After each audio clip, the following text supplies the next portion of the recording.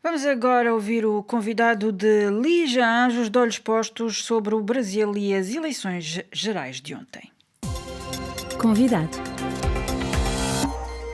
A escolha do próximo presidente do Brasil vai ser feita numa segunda volta, marcada para dia 30 de outubro. No escrutínio de ontem, deste domingo, o antigo presidente Luiz Inácio Lula da Silva, conhecido como Lula, está na liderança, à frente do atual presidente e antigo chefe de Estado de extrema-direita, Jair Bolsonaro, com 48,43% dos votos contra 43,20%, de acordo com os resultados divulgados pelo Tribunal Superior Eleitoral. Alberto Ferreira é advogado brasileiro, encontra-se no Rio, está em linha connosco. Alberto, primeira questão, como é que reagiram os brasileiros aos resultados desta primeira volta? Foi uma sensação de ligeiro desalento, apesar da vitória de primeiro turno. Há diversos pontos a comemorar. Pela primeira vez, um presidente em curso não conseguiu, no primeiro turno, ser o primeiro colocado. Jair Bolsonaro está em segundo lugar. Contudo, as pessoas ficaram bem decepcionadas com os números apresentados, porque Bolsonaro, que se apresentava na pesquisa com algo ao redor de 40% das expectativas, teve uma representatividade maior. Além disso, nós tivemos um avanço do partido do PL, que é o partido do Bolsonaro hoje em dia, muito expressiva no Senado, o que poderia dar base a ele de fazer reformas que ele tem pretensão, como, por exemplo, a modificação da composição da Suprema Corte, o que é algo preocupante.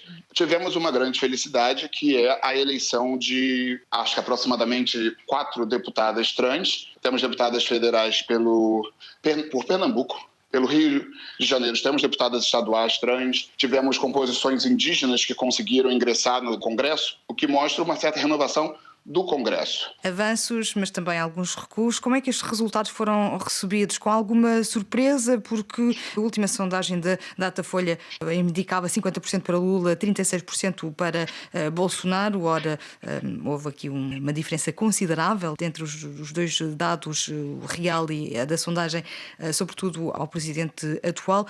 O país continua dividido? Sim, o país continua mais dividido do que a gente esperava, isso claramente. Exatamente ao final da contabilização das urnas, o que a gente via haviam pessoas tentando não esmorecer, gritando, entoando cantos de apoio ao antigo presidente Lula, candidato atualmente, mas também havia uma enorme perplexidade das pessoas ao redor se olhando em um pouco de desalento. Então, a divisão ainda continua. O partido de Jair Bolsonaro ter conseguido eleger 8 senadores, vai poder ter eventualmente a maior bancada da Câmara Alta do Senado.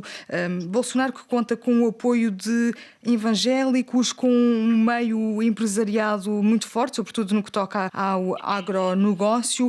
Estes apoios podem ter influenciado, pergunto, estes resultados? Eu acredito que sim. Esse apoio e ainda mais um certo de campanha silenciosa, porque, como já mencionado, os números foram muito diferentes dos esperados.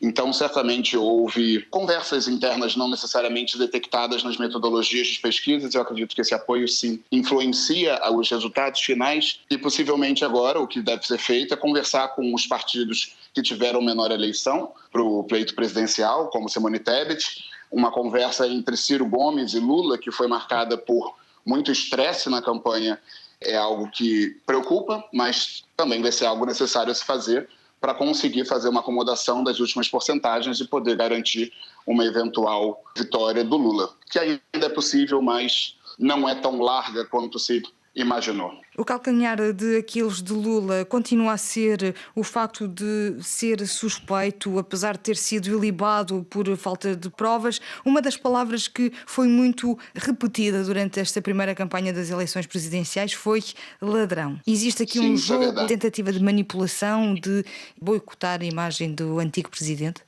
Acredito que sim, Lígia. Acontece que desde quando houve o golpe institucional que tirou Dilma do poder e a imagem do PT já estava desgastada, quando houve os primeiros escândalos em 2007 do que foi chamado de mensalão, a tecla de chamá-lo de ex-presidiário, embora ele nunca tenha tido uma sentença penal, a sentença penal condenatória que ele teve foi revogada, então ele, para todos os efeitos, goza da presunção de inocência, mas a imagem foi desgastada e isso foi explorado muito tempo. Inclusive, durante as eleições, se via na rua as pessoas gritando Lula ladrão, outras pessoas chamando por Bolsonaro, falando sobre as rachadinhas. Então, a imagem realmente foi bastante prejudicada com esses escândalos, embora tenha acontecido bastante explicações em campanhas, mas a imagem já estava realmente manchada. Isso certamente é um ponto a ser superado, mas apesar de detalhes técnicos jurídicos, a população fica impressionada com esses valores e esses pontos destacados repetidamente. Apesar desta imagem, Lula dirigiu-se aos brasileiros ontem à noite, diz que a luta vai continuar até à vitória final. Ele que estava muito emocionado e que disse que esta é apenas uma extensão e uma prolongação para a segunda volta, acreditando que a segunda volta vai pesar para o PT. Estamos num momento interessante. Pela primeira vez nós tivemos pessoas de partidos completamente opostos, como é o caso da própria chapa, Lula e Alckmin. Eles, inclusive, foram adversários políticos em eleições presidenciais. O fato de eles estarem juntos mostra uma grande preocupação com a garantia de instituições democráticas de permanecerem juntos contra um mal pior. A esperança de chegar à vitória ainda permanece. Ela foi um pouco abalada pelos números, mas é uma possibilidade. Lula, em todas as suas eleições, ele nunca ganhou de primeiro turno e o discurso que ele fez após os resultados oficiais foi no sentido de dar esperança ao povo, não desistam, a luta continua. Há muitos dias para a campanha e Lula, como ele foi chamado de uma forma, numa pecha por Ciro Gomes o chama de encantador de serpentes. Sem a pecha, mas Lula tem uma grande eloquência e capacidade de diálogo conciliatório das mais fascinantes. São muitos dias ainda para gerar o convencimento sobre o que é a melhor possibilidade do futuro da presidência brasileira.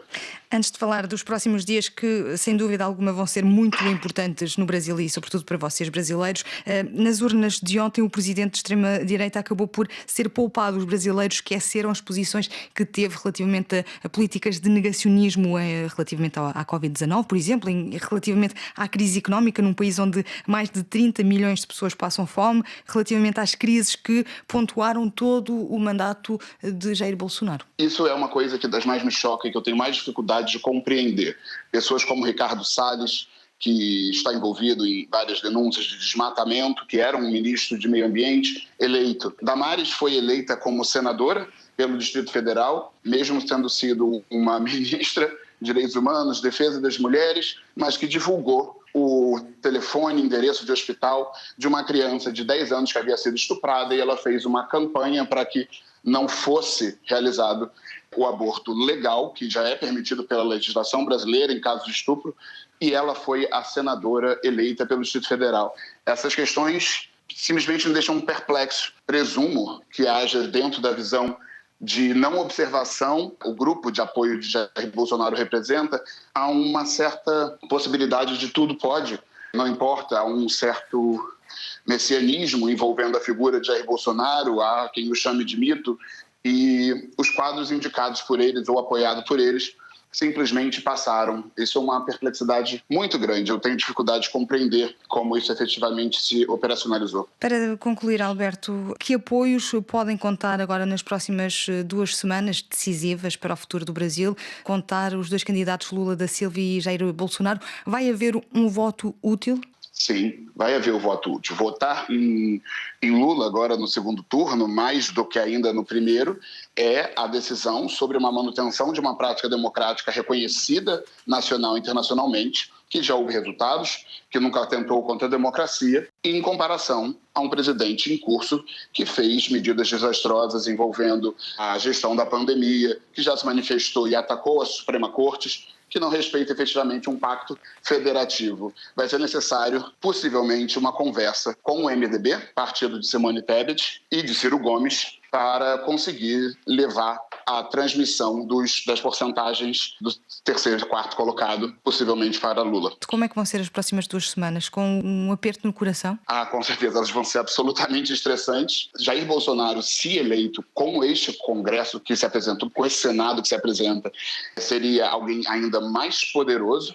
Há uma dificuldade de se mensurar a força da direita, o que realmente se comprova com os números que foram factuais e os números divulgados por praticamente todas as pesquisas ao longo dos últimos meses. Então teremos 30 dias muito estressantes e apreensivos.